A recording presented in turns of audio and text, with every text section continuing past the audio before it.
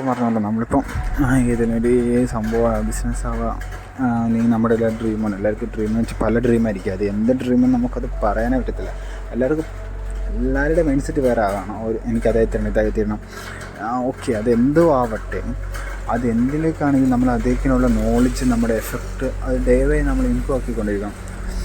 ഇപ്പോൾ എനിക്കൊരു എക്സാമ്പിൾ പറയുകയാണെങ്കിൽ, ഇപ്പോൾ എനിക്കൊരു ഒരു ഫുട്ബോൾ പ്ലെയർ ആണെന്ന് ആഗ്രഹമുണ്ട്. പക്ഷെ ഞാൻ ഇന്നും പണ്ട് കളിക്കുന്ന അതേ രീതി തന്നെയാണ് കളിക്കുന്നത്. കാരണം ഞാൻ പുതിയ സ്കില്ല് അതിനകത്ത് പഠിക്കുന്നില്ല, അതിന് പുതിയ റൂൾസ് ആൻഡ് റെഗുലേഷൻസ് ഉണ്ട്, അങ്ങനെ കുറേ സംഭവമുണ്ട്. അതൊന്നും ഞാൻ നോക്കുന്നില്ല. എനിക്കറിയാവുന്ന രീതിയിൽ തന്നെ ഞാൻ അതായിരിക്കും. കാരണം അതെനിക്ക് ഒരിക്കലും എനിക്ക് അച്ചീവ് ചെയ്യാൻ പറ്റത്തില്ല. കാരണം എനിക്കതിനെപ്പറ്റി വലിയ നോളജ് ഇല്ല. എനിക്കറിയാവുന്ന നോളജിൽ തന്നെ ഞാനിരിക്കും. അതല്ലാണ്ട് ഞാൻ ഡേ ബൈ അതിനെപ്പറ്റി പുതിയത് പഠിച്ചുകൊണ്ടിരിക്കുകയാണെങ്കിൽ കുറച്ച് ഞാനതിൽ എക്സ്പെർട്ട് ആവും, പിന്നെ അതിൽ മാസ്റ്റർ ആവും. അതിൽ കാരണം അതിനെപ്പറ്റി പഠിച്ച് തീരത്തില്ല, അത്ര ഇമ്പ്രൂവ് ആയിക്കാൻ എന്നാന്ന് പറയുന്നത്. എനിക്ക് അതിനെപ്പറ്റി നല്ല നോളജ് ഉണ്ട്. എനിക്ക് സെൽഫ് കോൺഫിഡൻസ് കിട്ടുകയും കിട്ടും ഇതെന്നെ കൊണ്ട് ചെയ്യുക. കാരണം ഇതെല്ലാം ഞാൻ പഠിച്ചതാണ്. അതാണ് സംഭവം. അപ്പോൾ നമ്മൾ എന്തെങ്കിലും ഒരെണ്ണത്തിൽ ഫോക്കസ് ചെയ്തിട്ട് അതിനെപ്പറ്റി പഠിച്ചുകൊണ്ടിരിക്കുക. അതിനെപ്പറ്റി നോളജ് ഡേ ബൈ എന്തോരം പറ്റുമോ അത് ഇൻക്രീസ് ചെയ്തുകൊണ്ടിരിക്കുക എന്നുള്ള ഒറ്റ ഓപ്ഷൻ നമ്മുടെ ഉള്ളൂ.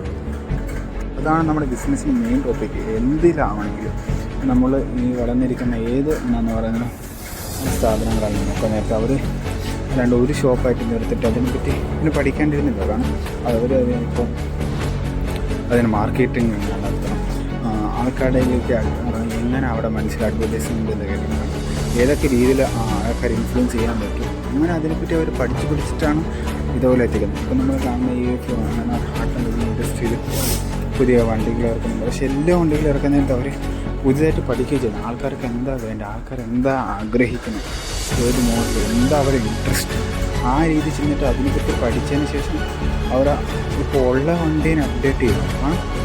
ഉള്ളതിന് പിന്നെ പുതിയ എക്സ്ട്രാ ഫീച്ചേഴ്സ് വെക്കുകയും അവരതിന് കൊടുക്കുന്ന നോളജ് തമ്മിലുള്ള വ്യത്യാസം നമുക്ക് മനസ്സിലാക്കാം.